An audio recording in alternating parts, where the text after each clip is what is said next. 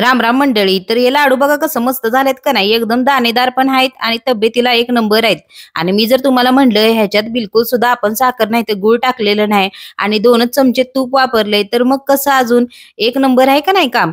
तर असं लाडू आपण आज बनवलं होतं तर त्याची रेसिपी मी तुमच्यासोबत आता शेअर करणार आहे. तर अर्धे वाटे मी इथं घेतलेत अक्रोड, अर्धी वाटी पिस्ते, अर्धी वाटी काजू, अर्धी वाटी बदाम आणि 1 वाटी ज्या आपल्या आहेत का नाही ते मखाने. नंतर घेतला मी अर्धी वाटी आपला डिंक, 1 वाटी घेतलेत खारका आणि अर्धी वाटी आहे आपलं खजूर, अर्धी वाटी काळे आणि साधे मनुके मिक्स, 1 वाटी खोबरं आणि 3 चमचे खसखस आणि 3 चमचे पांढरे तीळ. हे समजा साहित्य घेतलं. ह्यातलं साहित्य इकडे तिकडे झालं कमी जास्त असलं तरी सुद्धा चालतंय. नंतर एक कढई घेतली, त्यात थोडंसं असंच अक्रोड आहेत का नाही ती भाजून घेतली. ती अक्रोड जरा भाजली का नाही की मग त्यात टाकायचे आपल्याला बाकीचे ड्रायफ्रूट. तर त्यात मी टाकून घेतलं तर मखाने आणि मग पुन्हा मखाण्यांना पण भाजायला घेतलं. तर मखाने आहेत का नाही ते असं लगेच भाजत नाहीत, त्याला जरासा ना तुपाचा हात लागतो. म्हणून मग इथं का नाही आपण जरा आधी भाजून घ्यायचं अक्रोड सोबत आणि नंतर का नाही त्यात उलीचं तूप टाकायचं. मग जरासं तूप टाकलं का नाही की जास्त तूप नाही, पाव चमचा तूप टाकलं का नाही की मखाने सुद्धा भाजतात चांगलं. तर जरा इथं आपण मखाने आणि अक्रोड एकत्र परतून घेतलं आणि नंतर त्यात जरा पाव चमचे का नाही मी तूप टाकणार आहे. तर तूप टाकते आता मी इथं आणि तूप टाकून परत हलक्या हाताने जरा मखाने आपल्याला परतून घ्यायचे. तर मखाने लगेचच परतले जाणार आहेत. तूप टाकलं की जास्त वेळ कढईत ठेवायचं नाही, फक्त जरा कुरकुरीत झालं पाहिजे. ते एवढं भाजून झालं की नाही की मखाने आणि अक्रोड आहेत ते आपण काढून घ्यायचं तर एका ताटात. तर त्यांना काढून घेतल्यानंतर त्याच कढईत मी टाकलं तर आपलं बदाम. तर बदाम जरा मी आधी असंच कोरडं भाजून घेणार आहे आणि नंतर त्यात तूप टाकणार आहे.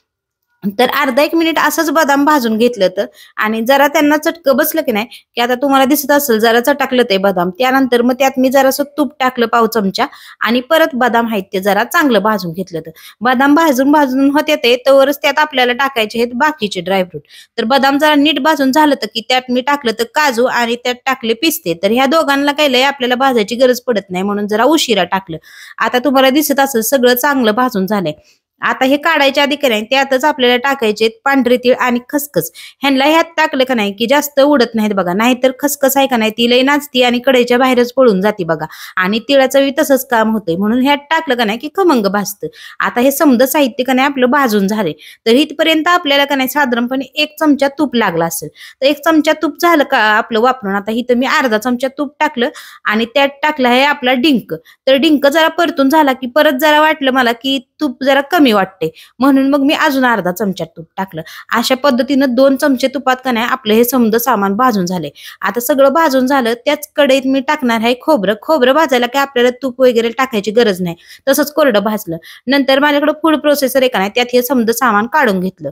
आता हे सगळं सामान आपलं काढून झालंय. आता मनुके, खारका आणि आपण घेतलेले आहे ते गोड लागण्यासाठी खजूर, त्यांना काही भाजायची गरज नाही, ते असंच ह्याच्यात टाकून दिलं आणि नंतर का नाही मिक्सरला चांगलं फिरवून घेतलं. मिक्सरला फिरवताना मी त्यात का नाही वेलदोड्याची पावडर असते ती टाकली होती, म्हणजे इलायची पावडर टाकली होती आणि इलायची पावडर टाकून नंतर फिरवलं होतं. तर इथं तुम्हाला दिसत असेल पावडर कशी केली आहे. ती जरा भरडीच करायचं फिरवून, आपल्याला जास्त बारीक नाही करायचं आणि जास्त मोठं बी नाही करायचं. आणि तुमच्याकडे जर फूड प्रोसेसर नसला तर मिक्सरच्या भांड्यात फिरवायचं असलं का नाही तर सेपरेट फिरवा. एकदम सगळं फिरलं जाणार नाही, जास्त टाइम लागल. नाही तर फूड प्रोसेसरला जरा पॉवर जास्त असल्यामुळे फिरवून चांगलं झालं. नंतर लाडू बांधलं तर आणि 1 नंबर लाडू आपलं रेडी आहेत. तब्येतीला बी चांगलं आणि गुणकारी लाडू तयार आहेत. तर अशा पद्धतीनं लाडू नक्की तुम्ही सुद्धा बनवून खावा, घरच्यांना खायला घाला आणि आपल्या चॅनलला का नाही सबस्क्राईब करून जावा जाता जाता. धन्यवाद.